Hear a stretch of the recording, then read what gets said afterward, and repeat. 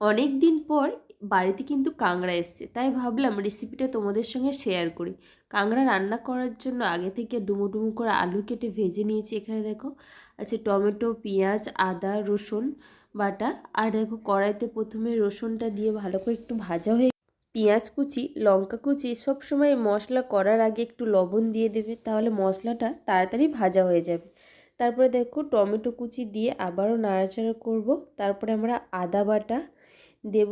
আদা বাটা, হলুদ, লঙ্কার গুঁড়ো দিয়ে ভালো করে মশলাটা কিন্তু আমরা নাড়াচাড়া করে নেব। তারপরে দেখো আগে থেকে আলু ভেজে রেখেছিলাম, আলুটা দিয়ে ভালো করে মশলাটা কষিয়ে নিয়ে তারপরে জল দিয়ে দেব। তরকারিটা জল একটু গরম হয়ে গেলে কাঁকড়াগুলো আস্তে আস্তে আমরা দিয়ে দেবো। দেখো এরকমভাবে কিন্তু সাজিয়ে দেবে, একেবারে ঢেলে দিলে ওপরে যে ঘিগুলো ওগুলো কিন্তু ঘেঁটে যাবে। আর কাঁকড়া বেশি ফোটানোর দরকার নেই, অল্প ফুটিয়ে নিয়ে দেখবে কাঁকড়া কিন্তু সিদ্ধ হয়ে যাবে। দেখো আমার ওপরের ঘিগুলো কিন্তু খুব সুন্দরভাবে আছে। এইভাবে রান্না করবে, একটু গরম মশলা আর কাঁচা তেল ছড়িয়ে লাভিয়ে নিলেই রেডি।